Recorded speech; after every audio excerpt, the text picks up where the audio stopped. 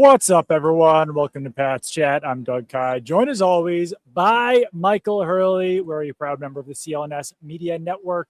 Make sure to hit subscribe on the Pat's Chat channel, Patriots Press Pass, everywhere. Turn on notifications for when a new video drops on the channel. And if you've enjoyed these shows this week, also leave a review on the Apple Podcast app because, I don't know, I think it does something good for us. Michael, how are you doing today? I'm doing well. How are you doing? Pretty good. Yeah. 7.5 hours of sleep last night. That's a lot. Wake up call. I fell asleep early like an old man. It was great. That's incredible. You know, Yep. 28-year-old Doug covering a Super Bowl is not getting 7.5 hours of sleep, but you've got to adjust as time goes on. I was going to say, I'm feeling well. I think probably better than Nick Emmanwori's feeling with his ankle injury. Yes. But, you know, the bigger story than even the ankle injury is that Robert Spillane is sickened. He is sick to his stomach that Tom Brady's not rooting for the Patriots. So I think they got to worry. I mean, he's got the ankle and the sick stomach, so they're going to have to fix that. Not a lot of time to do it. Not a traditional illness. Sick over. I don't know. I kind of liked that answer. It was real. It's a bit much. It's a bit much. I mean, you're sickened, Bob. You're sickened. Let's not be sick. I don't know. He was on the Raiders last year. Maybe there's some ill blood. Maybe, but either way, this Brady thing got a lot bigger than I think I anticipated. Well, I think it got big because there's not a ton of other major storylines. And people not to spoil this podcast of all of the biggest Super Bowl storylines. No, but like people like Vince Wilfork are like getting mad at Tom Brady. People forget when Brady fake retired the first time, he didn't thank the Patriots. Remember, he thanked everyone else in the world, but not the New England Patriots. It's like the signs have been there. Tom's not a Patriot for life, despite whatever. Funny? I actually kind of forgot about the fake retirement. Yeah, he thanked Bruce Arians, he thanked the Glazers, he thanked every human being except for Kraft, Belichick, and it was and the Patriots. Because he had already thanked them when he left, right? That's what someone might have thought. I might have thought that, like, oh well, he probably didn't mean anything by it. He already thanked the Patriots, but I don't know. He's also, when he left the Patriots, his tweet headline was Patriot for life, which kind of indicates I'm staying, but he was announcing he was leaving. So Tom Brady's always been sending some complicated messages about his feeling toward the Patriots. But yeah, I think you're right. The reason that's become such a big thing is because it's like, what the hell else are you going to talk about? No one's stirring up controversy on the teams down there. No, they're really not. They're all pretty complimentary of one another. I even asked a lot of the Seahawks pass rushers about Will Campbell, and one person did say that he's got short arms, but he doesn't play like a short-armed tackle. DeMarcus Lawrence didn't really say a whole lot, but said like, hey, he's here for a reason. So yeah, I mean, and I obviously wasn't trying to stir up controversy with that. I genuinely wanted to know what they thought of Will Campbell, and they were complimentary. So yeah, I was saying I want to talk about this on the pod. I think that every human being on earth is at Radio Row right now. And if you hear them in the background, I apologize for that. But I feel like back in the day, back when you and I used to cover Super Bowls, like you wouldn't have every single NFL player here, but it's like everyone is here. Justin Jefferson is here. Jamar Chase is here. Mac Jones is here. Joe Milton is here. Like the entire swath of NFL players now comes to Radio Row. Well, it's interesting. It's become, I think, more common. I saw like Trevor Lawrence was just on NFL Network. Yeah. Which, it pisses me off. I don't know why. NFL Network is live from Los Angeles doing remote hits with people at Radio Row. It's like you are actually the NFL Network. You think you might be on site with your studio. But either way, and it just feels beneath these players and their contracts to be doing like chintzy little promotions for companies we've never heard of. Right. And like I know like the paper towels have become a popular one in recent years. And it's like I'm looking at Bounty right now. And it's like, dude, I buy like the Market Basket paper towels, you know, you're not swaying me from that because you sent defensive back from the Lions to do Radio Row interviews. It's very strange. But I would think strange. I think it's become a little bit more norm, and the destination helps. I don't think people mind a little West Coast trip this time of year, even though it's not Malibu, but it's not Malibu, but the weather's been really nice. I asked all the Patriots players today what their favorite thing about the week has been, and I would say about half mentioned the weather. the fact that they were able to escape frigid, frozen New England for the Bay Area. So I don't blame them for that. But no, you're right. Like, I'm not going to buy Bounty paper towels because of this. I'm going to keep buying Costco brand paper towels. Yeah, you get the. I mean, it's a paper towel. I mean, if you're getting boutique about your paper towel selections, and plus, if I'm going to go brand name, it's Brawny. It's just that's just great advertising. So yeah, it just feels like if you make, I know careers are temporary, right? But if you make $8 million a year, like how much are you getting to go on these radio interviews and do these little promotions where you have to shoehorn in like, buttwarts.com where you're like, oh, we fix butt warts. They're paying me $7 every time I say it. So buttwarts.com. It's just how much money would you have to make to not make the deal with buttwarts.com? I'm not the right person to ask. My income is pretty low at this point. So I'd be selling out for buttwarts, but like Trevor Lawrence, he's financially stable. He doesn't need to be doing this stuff. But I asked you and you said, no, probably not. There have been years where they let people buy tickets to Radio Row. Yeah, I don't see fans in here. I think it would get too crazy if there were fans in here. I'm trying to think of where they did that. Maybe Houston. Yeah. But either way, I could not encourage or discourage any fans anything more than to not buy tickets to Radio Row. Like, I guess technically you get to see some celebrities closely. I mean, honestly, people would pay for this. They did. And they did. And they could probably get a decent, because I don't know how many autographs people are getting, but like there is an appeal for someone who's not jaded and media oriented like me to see Seth Rollins just walking around, or to see MJF just walking around, or to see, today I literally like ran into Ted Karras, which was fun to do. And then I was talking to Logan Ryan briefly, and then he interrupted me to go, "Hey, Beezy." And it was Malcolm Butler who just randomly walked over to us. So for me, that all feels normal, but for a fan, it would be like, whoa, I'm seeing so many famous people. I think I see Trevor Lawrence as we're speaking right now. Yeah. Ask him about buttwarts.com. I will. I'll ask him how much they paid him for that spot. He's tall. He's taller than almost everyone else in here. That is documented. It's he's 6'6". They categorize that kind of thing. But yeah, it's finally time, I think, to land this little plane. They're done talking, the players, the coaches. Yeah, you're done talking. You will not talk to them until the game is over and the Super Bowl champion is won. So that's right. By this day, typically, you're out of things to talk about. But did you get any more information other than what you mentioned with the Seahawks and Will Campbell comments? Well, Drake May said that he's not lying to us when he said he feels good. So that's good. Well, didn't he say I'm not trying to lie to you? Oh, that is true. He might still be lying. He's just trying not to. It's just happening, It's not his fault. It's just happening. Outside of that, with today's media availability, Mike Vrabel talked, Drake May talked, then all of the players are sitting around talking. Mike Vrabel was, I'd say, non-committal about Robert Spillane. Robert Spillane, as he mentioned, not only sick to his stomach over what Drake May and what Tom Brady said, but also has the ankle injury. He did not practice on Wednesday, but I don't know.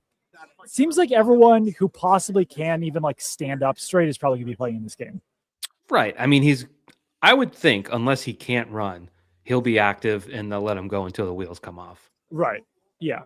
It's just, I mean, there's no reason not to, other than, personal safety and whatnot, which guys are willing to sacrifice at this time of year. Yeah. And if you have to have off-season surgery, you have to have off-season. It seems like a guy like that at this point, at that position, like there's so many reasons. If it was a punter, maybe he might be held out. But I think a middle linebacker is going to tough it out. It was a little strange on media night, the way that Spillane phrased it, where it's like, I'm 100% confident that we have a plan that will give me a chance to play. And it's like, that's like a Sex Panther. Like 60% of the time it works every time. I agree with that.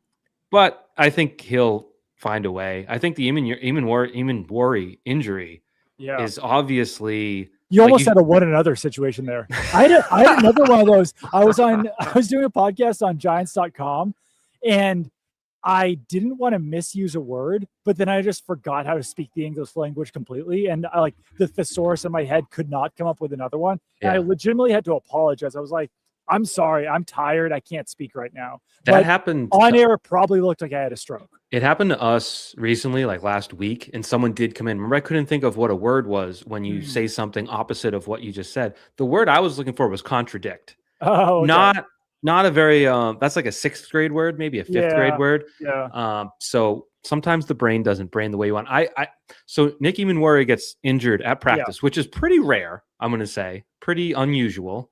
I mean, it's tough. Well, it's tough to know because you never really hear about it when a player gets injured in practice. Sometimes the guy will just kind of pop up on the injury report on Thursday and you assume it happened in practice, but you don't know for sure. Yeah. It's very rare that you get an injury report like the pool reports where it's like this guy got hurt on this specific play. Yeah, pretty strange. I guess because you have someone watching the entire practice, Yeah. which I don't know. I know with the Patriots, you get to watch stretching and then get shuttled out. So I don't know if other teams have more of leeway. Probably not. I think most teams would limit that. I have a question for you. I know you're not going to have the answer, so it's more of a discussion point because the Emmanwori thing was the big thing. But you look at that Seahawks injury report, and they rested 3 guys. Like 3 guys. Jackson Smith and Jigba was limited due to rest, and like it's kind of funny. DeMarcus Lawrence was limited due to rest, and I'm like, what are we resting here for? What are we resting up the week of Super Bowl? It's already ready. They're ready to play in the Super Bowl. They're Leonard Williams, right there. Not injury related / rest. And it's just kind of like, I don't know. The Super Bowl is Sunday, and maybe they missed a snap or 2 at practice. Right. It just jumped out like, what are we doing here? That was my question. Do you know what? I have an observation. And it's based on yesterday, because yesterday's the day that I went to Seahawks media availability. The Seahawks feel looser than the Patriots. And I think you can take that one of 2 ways. To me, it feels like the Patriots are a little more like buttoned up and professional at this point in time. The Seahawks are kind of just feeling like they're doing whatever they want right now. So maybe that plays into the rest. But it was just like, I don't know. I feel like that's something I'm going to think about this week after the game's over of, maybe the Seahawks don't come out. If they don't come out as prepared, then it's like, maybe they shouldn't have been that loose. If they come out playing free and loose and playing great, that's like, oh, I guess they were the more confident, loose team heading into this. Yeah. And I mean, I don't know how the Seahawks operate. I'm glad you said that because it's interesting because I've mostly seen like Darnold and McDonald. And to me, they seem the opposite of loose. They seem fair. They seem like McDonald seems like he's ready to kill someone. That fourth, he was asked Monday night one too many times what he's going to do from the 1 yard line with 20 seconds left. And his answer was just like, well, that's no fun on media night. I think Darnold has kind of looked, he's kind of had a deer in the headlights kind of look. It just, he kind of looks, he's trying to be deer cool. in the headlights or seeing deer in the headlight. He's seeing deer in his headlights. No. So I don't know. I guess that's just the 2 people I've seen the most, but I think practice week does matter. You go back. I mean, after the Patriots lost the Super Bowl to the Giants, they said after the fact, like we had a bad week of practice, right? And it carried into the game. Yeah. I think Malcolm Butler not playing in the Super Bowl against the Eagles was largely due to he got there late, and it was like, oh well, we had this game plan, which I think is BS because you play cornerback and you've played it all year. You know your 3 coverages you're going to play, whether it's man 2 or 3, pretty much at that point. I don't think he missed it, but either way, practice I think does have some effect come Sunday, and it's like if DeMarcus Lawrence and Leonard Williams miss a few reps in practice on Wednesday, probably not going to change much. Like you're a defensive end, like you rush the passer. It's pretty. I don't know, but it's weird to see Jackson Smith and Jigba not practicing fully due to rest. It's true. This whole room just shook, so I'm not sure if that was an earthquake or just too many people in it at one time, but that was just a fun little excursion for me. You had a behind you at one point, the backdrop kind of. I know. Whoosh. I know. I was looking. I thought it was going to collapse on me. I'm gonna search Twitter for earthquake while you make this next point. Just as one point more about the Seahawks, like for the Patriots, they all go into the tent, the media tent. They all sit down in their chairs and they all just are being asked questions the whole time. I feel like a good fraction of the Seahawks just like pieced out midway through theirs. Yeah. And I couldn't find some guys. Some of them were just kind of chilling in the hallway during it. It felt like, And I don't want to I don't want this to get blown up or anything because I don't think it's a lack of like coaching control, but it felt like Vrabel is probably pushing more like, hey, this is your responsibility. You have to do it for this 45 minutes, yada, yada, yada. Respect the media, respect everything. Whereas the Seahawks were just like a little bit more like laissez-faire, I guess I would say. Yeah. It's interesting. I mean, it's like if you show up and do some and leave, I don't think you're not going to get arrested. No, I don't think that. I'm not advocating. I know you weren't advocating. I'm just saying. I'm not advocating for them to get fined, but yeah. I'm trying to think. I remember in Houston, like they had all the podium. First of all, another Mickey Mouse thing about your little media operation there with the players at tables with no tablecloth, so you just see their legs under the table. It looks terrible when people put pictures and videos. It's like, is this the Super Bowl or is this like the Catholic Central Division of Ohio's high school interviews ahead of the state championship? It's ridiculous. Right. But so yeah. Do you think the people who didn't put tablecloths down should be arrested or fined? At least fined.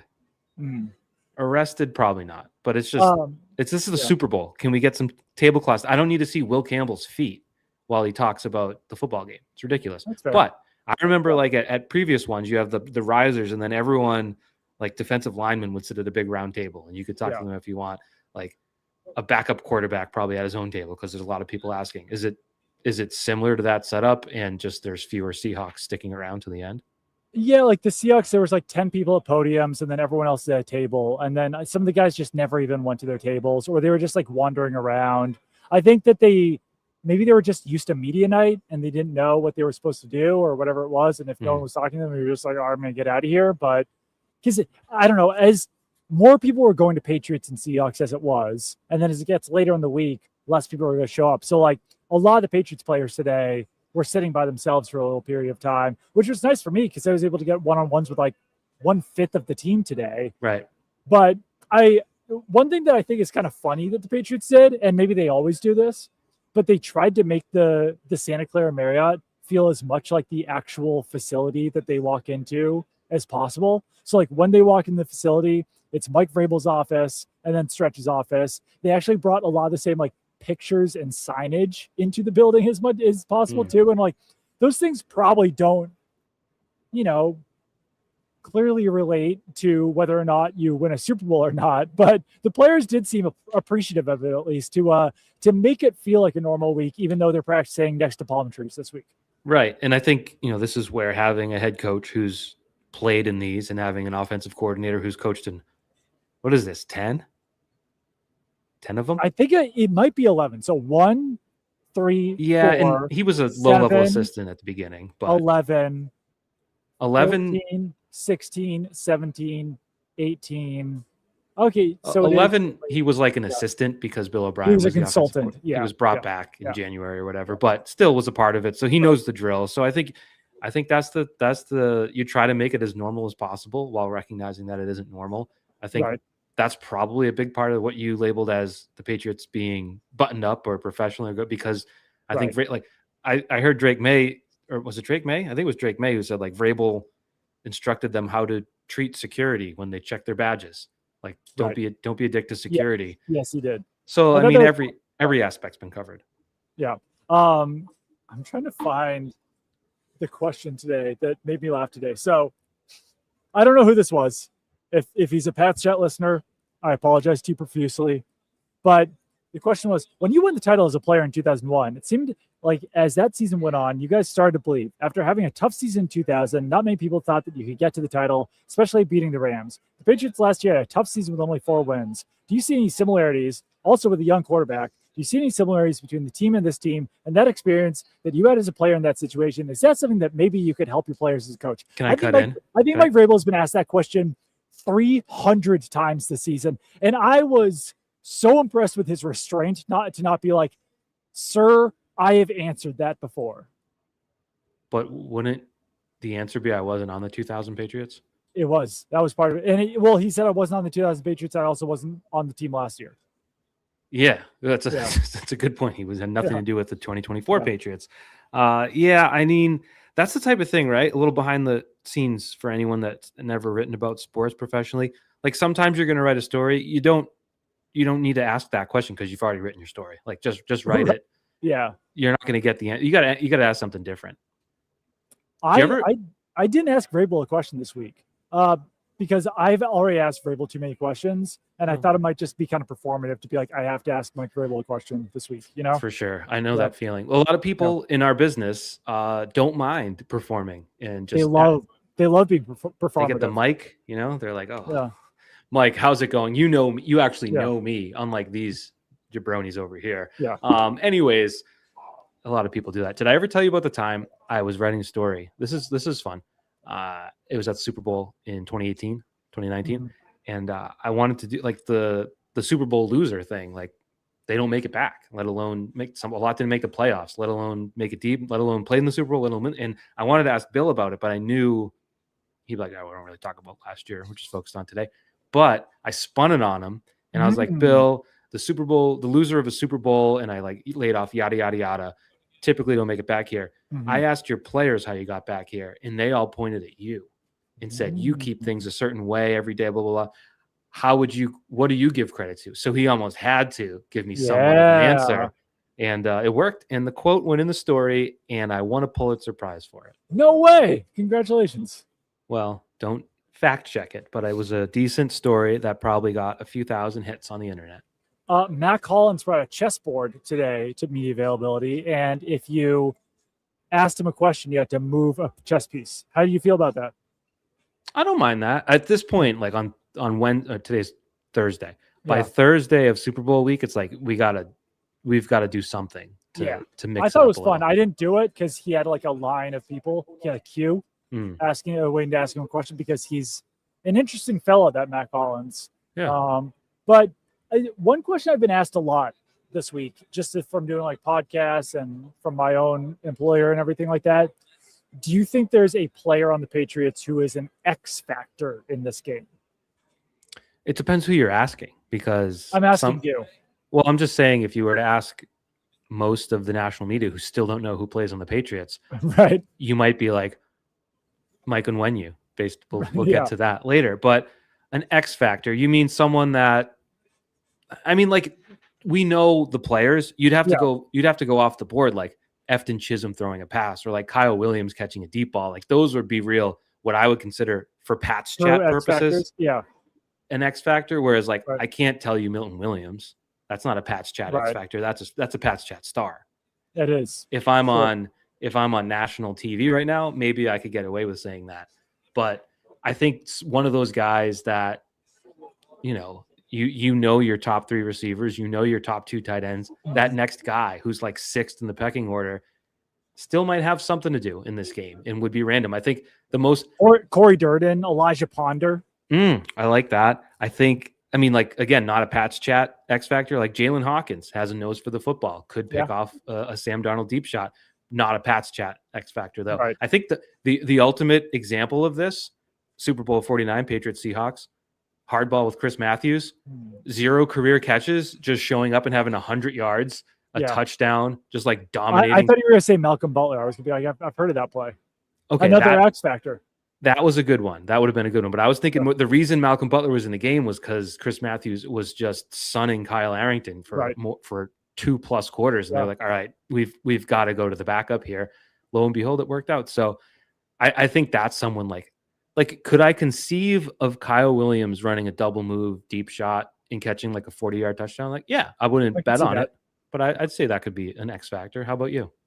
Well, the funniest thing to say in response to this question is that Drake May is actually the X factor, because Drake May actually does have to play better in this game than he's played all postseason for them to win this game. So like the true X factor in this game is actually Drake May.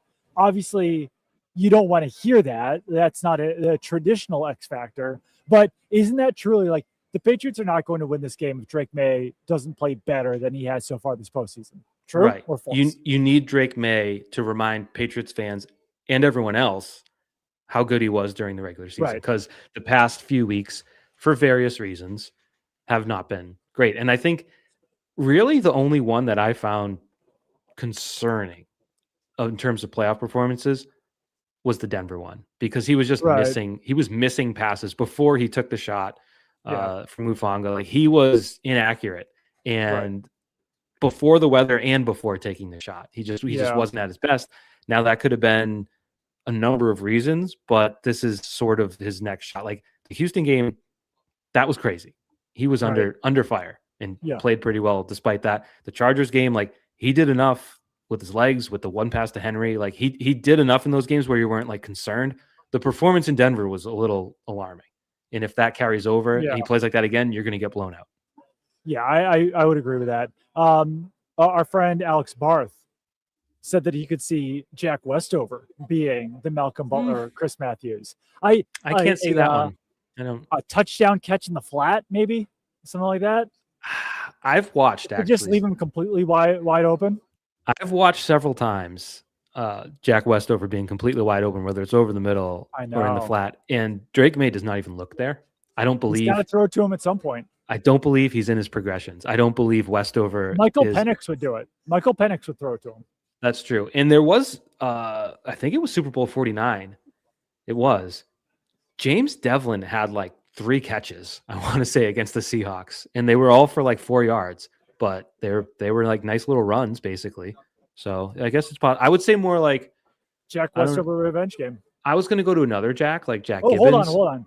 So let's actually talk about this right now. Because the big game is almost here.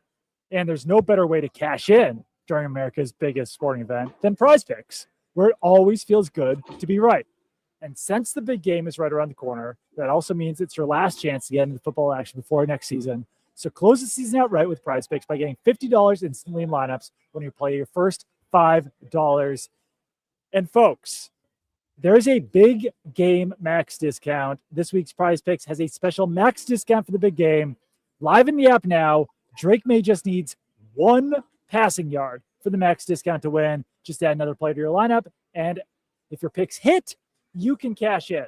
So I'm actually going to pull up Prizepicks as we speak right now. And I'm going to throw the Drake May big game discount in there because I do believe that since he's an X factor in this game, he will have more than 1 passing yard. But I'm going to see if there's also a Jack Westover 0.5 receptions in here as well. It's a free country. You're free to check. I disavow whatever you pick on that one. Let's see. I'm scrolling. There's a Jack Westover 0.5 receptions. You know what? For Alex Barth, I'm going to do this. Can I just interject because we have great respect for the past chat listenership, right? Yeah. We just went through that. Like we're not going to demean you or talk down to you. There's a chance, I don't know what percentage, at least 10% of our listeners, perhaps as high as 25%, do not know who Jack Westover is. There's a good chance. The man, Jack Westover is the Patriots starting fullback. He plays like 20 snaps a game. Had never played the position before this year. He has like 3 catches in the last 4 games. No, 2 catches in the last 4 games, I think. He has 2 catches, 1 in the regular season, 1 in the postseason. A 2-yard reception in the regular season, a 1-yard, an 8-yard reception in the playoffs. What game was that? That was Chargers game, I think. The Chargers game. He had an 8-yard reception. Oh, everyone had a catch that day. We talked about that. Like 8 or 10 people caught. Everyone caught a pass. I think Mike Vrabel had a catch. I guess that thought, because Alex Barth, he's a thinker. He's deep in the weeds. The head coach is Mike Vrabel, famously a linebacker who catches touchdowns. Yep. I could see a little trickery on the goal line, something like that. So fair enough. I'm not going to go that far, but I appreciate the thought process. We need a Seahawks prize pick in here too. Name a Seahawks player. How about this one? Ooh, let's go off the board. How about give me a Bobo? Give me a Bobo. Bobo. I laugh every time. Every time Bobo gets involved, I laugh because I hear Mike Felger calling me or someone else a Bobo. Jake Bobo, 0.5 receiving yards. Oh, give me that. Give me that. Take the Westover one. This is great. Yeah. All right. This is the one. You're welcome, everyone. Do you know what? This is all we need for a prize picks to hit this week. Yep. 1 passing yard from Drake May, Yep. 1 receiving yard from Jake Bobo, Who caught a and touchdown in the NFC Championship game. and 1 reception from Jack Westover. $20 entry fee, $190 Yeah. to win. Yeah, that's a fun one. I mean, 2 of those things I would say are likely.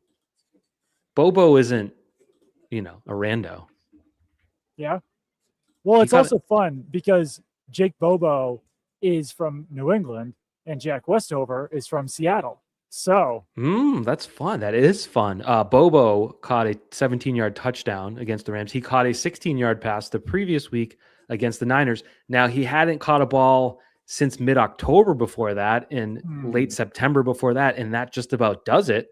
Yeah. But he had, he has caught passes, so there's a chance. So I think we nailed it. Jack Westover was mad at some of his friends because they were saying to him, "We'll cheer for you, but go Hawks." And he was like, he told them to kick rocks. Wow. Yeah. That rhymes with go Hawks, kick rocks, so it makes sense. Go Hawks, kick rocks. I believe Bobo said the same about his Massachusetts friends, that they're Did he tell them to kick rocks? That doesn't sound like a very Massachusetts way to answer your friends who are being a-holes to you, but I cannot confirm nor deny what he said. That's fair. I'm getting a potential spam call right now. Don't pick it up. I did not win any Super Bowl chips, if you haven't figured that out yet. Wow. All right. Well, I think that one's going to hit. You tweeted out something funny about Mac Jones today. Yeah, so I was watching I watched a movie last night, not to brag, The Talented Mr. Ripley. You ever seen it? I have, a while ago. Great film. And so it was pretty late, and I shut the movie off, and it switched to cable, and NFL Network was on, and they had Mac Jones on there, and I was like cleaning up or whatever, and he had a good zinger. They were talking about Josh McDaniels, and Tom Pelissero was like, "You had Josh McDaniels. He left. He went to the Raiders," and Mac just goes, "Yeah, Josh, thanks a lot." And everyone was dying laughing, which was literally like, "You kind of ruined my career, buddy." Which, you know what I found interesting? Because I tweeted out today. I didn't do it last night because no one would have seen it. And I would say almost unanimously, the quote tweet response, everyone's like, "You're all right, Mac Jones." Yeah. And I feel like that's not how Patriots fans felt 2 years ago. So I do feel like, the Patriots are in a better place now, and fans are able to be like, "You know what? You didn't get the best. Like, it worked out in the long run. You got Drake May and Mike Vrabel instead of whatever. But you know what, Mac Jones? You're all right." I think that was the common response.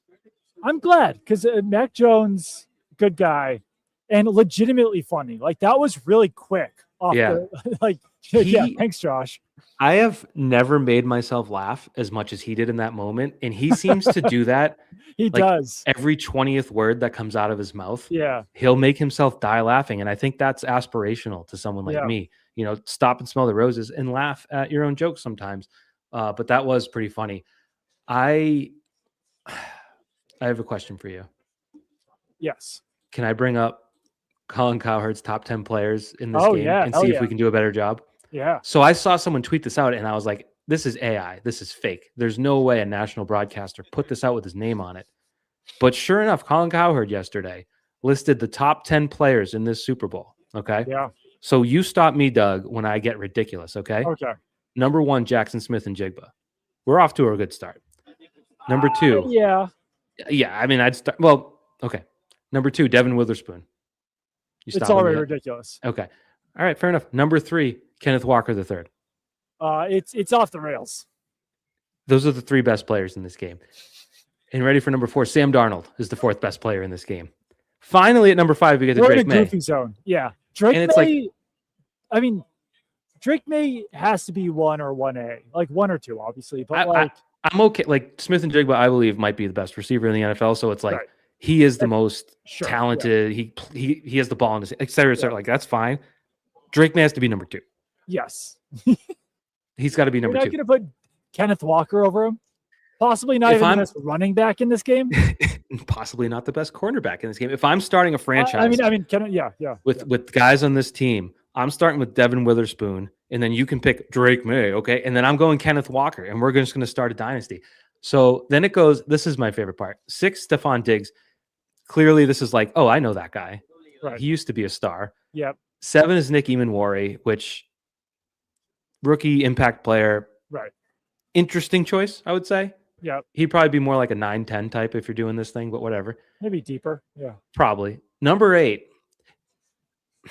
the 8th best player playing in the Super Bowl. Patriots right guard Mike Onwenu. And like this podcast, the Patch, we realized last week, like we haven't mentioned this guy. What a playoff run from him. Oh yeah. Doesn't crack my top 18. Probably. I haven't done it out, but he's not the 8th best player in the Super Bowl by my standard. How about you? Right. Not number 8. No. Odd choice. That is literally like he must have looked at PFF grades or something and just picked a random. Pete Prisco also did this, and he had Onwenu number 9. I don't know. It must be a PFF thing. That's just I don't watch the Patriots. Yeah. And Mike Onwenu's been very good. Yeah. As a right guard. Right. Like I'd argue Morgan Moses had a better season.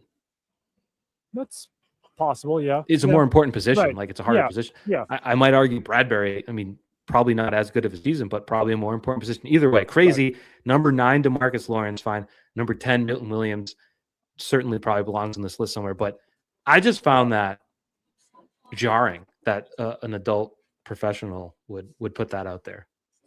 So no Christian Gonzalez on this list. Never heard of him. Who's that? Is he better than Nick Emmanwori? Do you think? Yes. Christian Gonzalez? You do? Okay, fair enough. Okay. Yes.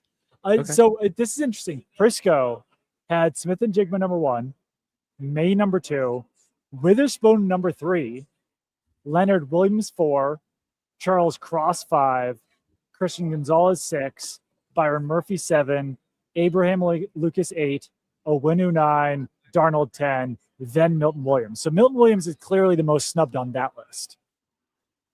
What are people doing? You know, keep it simple. He had Kenneth Walker number 15. Well, he had Stephon Diggs number 17, which is probably more accurate than 6. Probably, yeah. The most egregious on this list was that Mac Hollins, he only ranked the starters, so 44 players. Where do you think Mac Hollins is? I'm getting the sense that it was disrespectful, so I'm guessing it was toward the end. 43. That's a little nuts. Who's better, Mac Hollins or Jared Wilson? I don't think there's a discussion to be had there. He also had Cooper Kupp number 40, so he just hates wide receivers. Interesting. So it's funny you mentioned Prisco. I saw a tweet go out from CBS Sports, and he was saying, he's like, there's no chance this is a close game. This is a blowout Seahawks win. That's actually really good news for Patriots fans listening, because Pete Prisco is 2-10 against the spread this playoffs and 6-6 straight up. Wow. I only know that because my friend sent me and was laughing about it. 2-10 against the spread in the playoffs is hard to do. If you've ever done picks before, like it's easy to go like 5-7, 4-8 is a really, but like to go 2-10, you're like on a heater in an impossible way. So that is good news. I think it's just more evidence.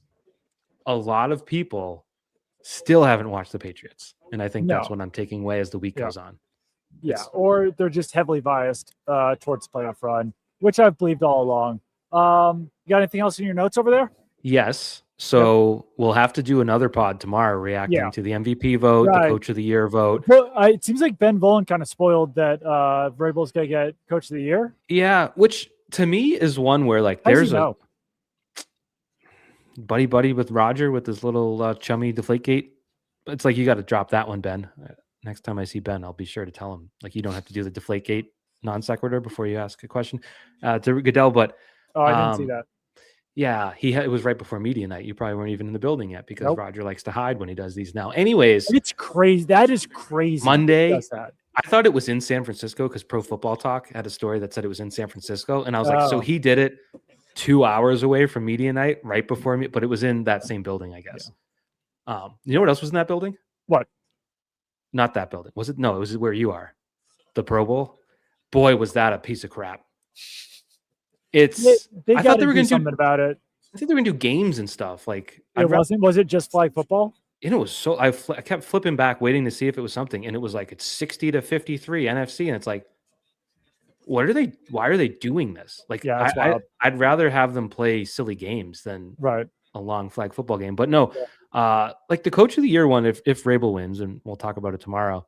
Yeah, that's one where it's like I know everyone's heated about May versus Stafford. That's one where it's like, there's a sterling case for at least 3 guys, whether it's Cohen, whether it's McDonald, whether it's Vrabel. Like those guys Yeah, all have perfect cases to win the award. right, So I guess it's a little surprising that Vrabel won it only because no matter who won, it'd be a little surprising. right. No, definitely. I think like there's probably like 10 coaches who could get it this year. Because Yeah, even like like Kyle Shanahan, Sean was up Payton, there. I know all these things look worse after the playoffs, but they're a regular season award. I actually wish that they would announce them earlier than this, because this deep in the playoffs, it's like it almost sounds ridiculous to have some of these people potentially win, but it seems like it won't be. If it is Mike Vrabel, it's well deserved. And if anyone's concerned out there, if Drake May does win the MVP curse was broken by Mahomes a few years ago. Mm-hmm. Prior to that, no one since Kurt Warner in '99 had won the MVP and the Super Bowl in the same year. Right. Yeah. It was a crazy run. Yeah. It was like you don't want to win the MVP. But it just popped. We haven't talked MVP in so long. Yeah. That when Mina Kimes tweeted that video, it was like she posted a video from ESPN and it was a very well-reasoned, like statistical, analytical argument. This is why I voted for Drake May. Right. And then Dan Orlovsky, like I had forgotten how bad his reasoning was with this stuff. Just comes in like, well, you can't just ignore strength of schedule. And she's like, Bozo, I literally talked about the strength. Like I addressed it. And then he's like, common opponents? Like what are common opponents? And it's like, those are called common opponents. That's what it was. So you're just picking some games. It's like, well, yeah, I mean, that's what you're doing too. That's what I just feel like no one told Dan. I don't know Dan. Maybe you've met him. Maybe you've talked to him. No one told him. You can just be like, I picked Stafford because I liked his season better than May's. Like you don't have to pretend. You don't have to pick apart and like you. This is the trap that all fans fell into too, where like I don't know if Patriots fans were doing as much with with Matthew Stafford, but like they want to bring down Drake May so badly. It's like you don't have to do that. You just need to state the case for your guy. You don't need to try to completely trash the other person. Yeah, I think where Patriots fans detracted from Stafford was all the 1-yard touchdowns, which like fair enough. Yeah, I mean, but I never really gave my take on that. It's kind of hard to score on the red zone when you have Devontae Adams and Puka Nacua. It's easy. That is so true. It's like it's part of the conversation. But I don't know when Manning. I might have said this before. When Manning broke Brady's touchdown record in 2015, was it 15? Or was it 13? I think it was 13. 13. It was 13. He was bad 15. 15. He could not throw the ball. He got hurt in 15. He had to order some supplements for his wife by way of a legitimate clinic. Don't worry, it never happened. But in 2013, like they would get to the goal line and hunt these touchdowns. Right. And it cheapened it a little bit for sure. I think for the Rams this year, like that was the best way of scoring a touchdown. Right. Yeah, I think so too. Like I don't think handing to Kyren Williams at the 2 is better than throwing a jump ball to Devontae Adams, who led the league in touchdowns. So I don't know. If I were to predict, I still think Stafford's going to win it. I think May has a fighting chance. Too. Yeah. But we'll lay it out tomorrow and react to it. I just think there's no standard criteria for MVP voting. So there's no reason to get overly upset about whatever happens. Right. There's no point in acting like it's absurd. So, all right. I think that will do it unless you've got anything else to go for today's Pats Chat. Tomorrow we'll be back. We'll talk about the MVP. We'll talk about the Coach of the Year. We'll talk about all the awards. And we'll kind of do maybe more of a slightly formal Super Bowl. What's going on? Throw your sunglasses on so we could do a meme like Stidham. Pats Chat. Stidham edition. Looks great. We should have done the whole podcast like this. Should have done Scott Zolak edition. Yeah, and don't forget buttwarts.com for all of your buttwarts needs. I hope that's not a real website. Crap. Jackson Smith and Jigba has also been wearing sunglasses, I think, at all of his media availability too. And that helps when you have a guy throughout the Emerald City Route Runner or whatever what was the Emerald City Route Crusher? It was something. A C. Yeah. It was ECR artist. ECRA. The Emerald City Route Artist. That was the Stay Hot pod, I think. It helps to have shades on, so when your eyes roll all the way back into the back of your head, no one knows. You can just be like, cool, man. Did you see the question to Vrabel yesterday about positioning on the snow? No. Okay. Positioning? Yeah. I'll read it. We got a second. Positioning might not be the right word to use here. When you're playing in the snow like you were last week, Do you attack certain patches of grass with the play calling? Look where maybe things are a little bit more trodden on and try to get some footing there.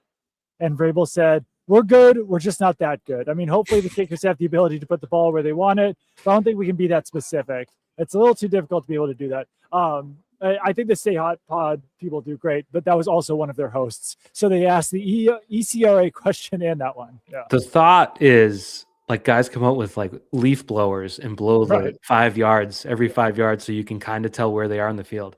Yeah. I don't think you can strategize plays that capitalize on that footing. That's a bad question.